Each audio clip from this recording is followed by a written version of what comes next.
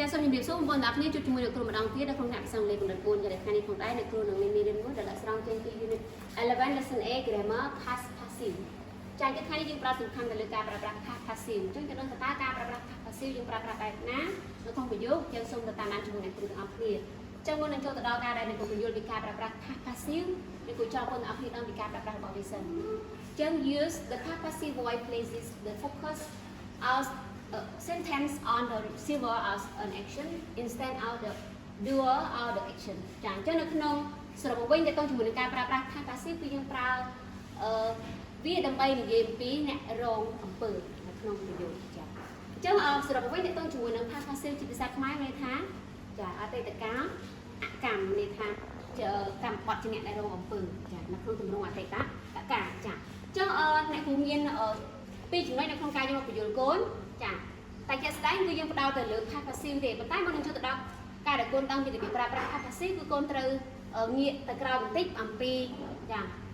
Active Voice ចាអញ្ចឹងមុននឹងកូនចូលទៅដល់ Past Passive កូនត្រូវដឹងពីរបៀបប្រើប្រាស់របស់វាដែលផ្សារភ្ជាប់ដែលវាមានទំនាក់ទំនងជាមួយនឹង Active Voice អញ្ចឹងនៅក្នុងល្បះឬក៏នៅក្នុងប្រយោគជាភាសាអង់គ្លេសចាយើងត្រូវដឹងពីទំនាក់ទំនងរបស់វាគឺនៅក្នុង Active Voice Active Voice គឺជាទម្រង់ល្បះទូទៅដែលប្រធានជាអ្នកធ្វើអំពើដែលចំណុចដែលយើងនឹងសិក្សាជាមួយគ្នាគឺយើងផ្ដោតទៅលើទម្រង់ simple past ទេតាមពិត passive voice សំដៅតកតងជាមួយនឹង passive គឺវាមានទម្រង់ច្រើនប៉ុន្តែថ្ងៃនេះគឺយើងផ្ដោតទម្រង់ដល់តែទៅលើទម្រង់អតីតកាលទេអញ្ចឹងអ្នកក៏សូមលើកយក active voice simple past ចាអញ្ចឹង active voice simple past គឺ simple past គឺសំដៅទៅលើប្រយោគក្នុងអតីតកាលដែលប្រធានជាអ្នកធ្វើអំពើអញ្ចឹងដើម្បីច្បាស់មើលឧទាហរណ៍ទាំងអស់គ្នាដូចជាឧទាហរណ៍បាននៅបានសេចា fans download over a million album ចាចឹងរៀបថាអ្នកគ្រប់គ្រងបានទាញយកចាអាល់ប៊ុមជាង1លានចា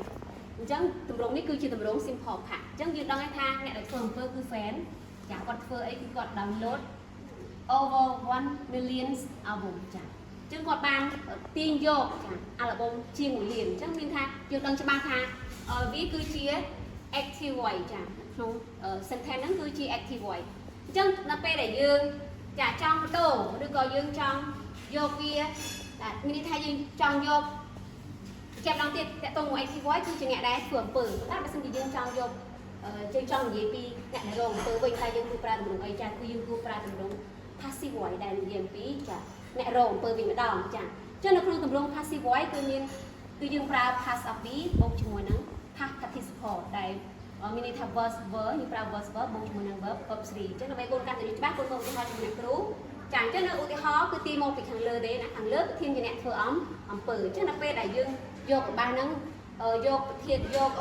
កម្មបត្តិជាអ្នកដែលរកអំពើមកនិយាយវិញតែយើងធ្វើមិនចាអញ្ចឹងគឺយើងយកចា1 million over a million album verse download អញ្ចឹងមានថានេះគឺជាអ្នករកអំពើវិញម្ដងចាអញ្ចឹងចា album ជាង1លានត្រូវបាន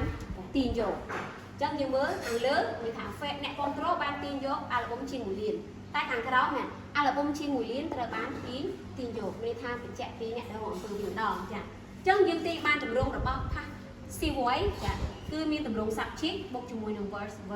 ចាបូកជាមួយនឹង verb 3ដែលយើងហៅថា past participle ហ្នឹងហៅថាជាមួយនឹង object ចាបើសិនជាបងអូនមាន object បន្ថែមដើម្បីឲ្យប្រយោគរបស់យើងចាមានអត្ថន័យទៅតាមអ្វីដែលយើងចង់បញ្ជាក់ប្រាប់ចាអញ្ចឹងតើតើជាមួយនឹងច្បាប់នៃការប្រើប្រាស់ past passive គឺមានពីរណាទី1បើកាលណាដែលបងអូនចង់និយាយពីទម្រង់ passive ដែលយើងអត់ចង់និយាយពីអ្នកដែលធ្វើសកម្មភាពឬក៏អ្នកដែលធ្វើសកម្មភាពនោះអត់សំខាន់ទេចាយើងគាត់និយាយពីល្បះមួយដែលកម្មបត្តិជាអ្នករងអំពើអញ្ចឹងឧទាហរណ៍អ្នកក៏មានឧទាហរណ៍ដើម្បីកូនកាន់តែស្រួលយល់បើសិនជាអ្នកនិយាយទៅអាចនឹងមានការនិខន់ច្រឡំតិចប៉ុន្តែនៅពេលដែលបងអូនមើលល្បះមើលនៅក្នុងល្បះឧទាហរណ៍ល្បះរបស់យើងគេដាក់ថា the game was released on 2008 game ត្រូវបានចាចេញផ្សាយនៅក្នុងឆ្នាំ2008អញ្ចឹងសួរថាកន្លែងនេះគេមានបញ្ជាក់ពីឈ្មោះអ្នកដែលធ្វើសកម្មភាពអត់ទេប៉ុន្តែសួរមួយទៀតថាតើរបស់នេះច្បាស់លាស់អត់ចាអត់ច្បាស់លាស់ទេដោយសារតែ game យើងអត់ដឹងថា game អីមែនអត់ប៉ុន្តែគេប្រាប់ថា game ហ្នឹងត្រូវបានចេញផ្សាយនៅឆ្នាំ2008អញ្ចឹងថា game ហ្នឹងគឺជាអ្នកដែលរងនៅអំពើពីអ្វីអំពើពីការដែលគេចេញផ្សាយនិងចេញផ្សាយពីអីចេញផ្សាយពី game ហ្នឹងមានថាអញ្ចឹងប្រយោគនេះគឺបញ្ជាក់អំពីចា passive voice ចាអ្នករងអំពើចាអ ចឹងច្បាប់ទី2ចាច្បាប់ទី2គឺនៅពេលណាដែលបងអូនចង់និយាយអំពីមួយដែលមានប្រើ passive voice មានថាយើងចង់បញ្ជាក់ប្រាប់ពីប្រយោគមួយដែលកម្មបត្តិជាអ្នករងអំពើហើយមានបញ្ជាក់ជាមួយនឹងអ្នកដែលធ្វើអំពើនឹងជាអ្នកណាចាអញ្ចឹងគឺយើងត្រូវប្រើភ្ជាប់ជាមួយនឹង by ដែលភាសាអង់គ្លេសគេប្រាប់ថា when the doer of the action is important to know use the passive voice with by ចាយើងត្រូវភ្ជាប់ប្រយោគនឹងជាមួយនឹង with by ចាចឹងឧទាហរណ៍សូមមើលបងប្អូនគ្នាដើម្បីបងបានងាយស្រួលយល់ទី1ចា the first rap recording was made by Sugar Hill Gang មានថាកន្លែងនេះបងមើលឃើញមានពាក្យ by អត់ចាចឹងបើសិនជាគេអត់ចង់បញ្ជាក់ពីអ្នកធ្វើសកម្មភាពនោះទេគេចាយើងអត់ចាំបាច់ដាក់ by ហើយភ្ជាប់ជាមួយនឹងឈ្មោះនឹងទេយើងគ្រាន់តែដាក់ the first rap recording was made ចាចឹងមានថាមានអត្ថន័យជាភាសាខ្មែរថាចាការថតចាបទចម្រៀង rap ជាលើកដំបូងគឺត្រូវបានធ្វើដោយចា made was made by ត្រូវបានធ្វើដោយចាក្រុម Sugar Hill នេះថាក្រុមចម្រៀងដែលក្រុមអ្នកថតចម្រៀង rap ហ្នឹងគឺត្រូវបានធ្វើឡើងដំបូងគេដោយក្រុម Sugar Hill នេះថាកន្លែងនេះគឺជាអ្នករងនៅអំពើពីអ្នកណាគឺពីក្រុម Sugar Hill ហ្នឹងអញ្ចឹងយើងទាញបានទម្រង់របស់វាចាទម្រង់នៃការប្រើប្រាស់ passive voice ជាមួយនឹង by គឺ subject plus verb plus verb 3 plus by plus object ចាចឹងអ្នកកូនមានមេរៀននេះសម្រាប់ថ្ងៃតែប៉ុណ្ណឹងបើសិនជាកូនមានចម្ងល់អីទាក់ទងជាមួយនឹងការប្រើប្រាស់passive គឺកូនត្រូវថាបានន័យថារៀនមើលប្រយោគណាប្រធានជាអ្នកធ្វើអំពើប្រយោគណា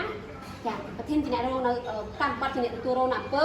ពេលដែលយើងចង់និយាយគឺយើងត្រូវប្រើប្រាស់ទម្រង់ passive voice ជាម្ដងទៀតទម្រង់ passive voice មានន័យថាកម្មបត្តិជាអ្នករងនៅអំពើឬគឺជួយចង់និយាយយើងចង់ផ្ដោតទៅលើអ្នកដែលទទួលរងនៅអំពើមិនផ្ដោតទៅលើអ្នកដែលធ្វើអំពើទេចាចឹងអ្នកកុំមានសម្រាប់មេរៀនតែប៉ុណ្ណឹងសម្រាប់ពេលនេះបើសិនជាគុំមានចម្ងល់អាចបញ្ជាក់អ្នកពូសួរទៅគុំបន្ថែមហើយមកវិញទៀតព្យាយាមអានឲ្យបានច្រើនធ្វើលំហាត់ឲ្យបានច្រើនស្វែងយល់ពីប្រយោគដែលយើងបានជួបចាព្រោះជាធម្មតាកម្រិតE4 គឺយើងបានរៀនច្រើនហើយអំពីការប្រើប្រាស់ grammar ឬក៏ការប្រើប្រាស់ប្រយោគផ្សេងអញ្ចឹងតកតងជាមួយនឹងចំណុចនេះគឺបានន័យថាយើងដឹងច្រើនហើយយើងទៅដល់ការដែលយើងវិភាគទៅលើប្រយោគដែលយើងប្រើប្រាស់ហ្នឹងន័យថាតកតងជាមួយនឹង passive voice គឺផ្ដោតសំខាន់ទៅលើកលៈទេសៈនៃការនិយាយចាបើយើងចង់និយាយពីប្រធានអ្នកធ្វើអំពើគឺយើងប្រើទម្រង់ចា active voice តែបើយើងចង់និយាយពីអ្នកដែលទទួលរងនៅអំពើគឺយើងប្រើទម្រង់ passive voice ដែលនៅក្នុងមេរៀនរបស់យើងបានបញ្ជាក់ប្រាប់ចាចឹងក៏មានតែប៉ុណ្្នឹងទេអរគុណច្រើនសូមព្រះគុណ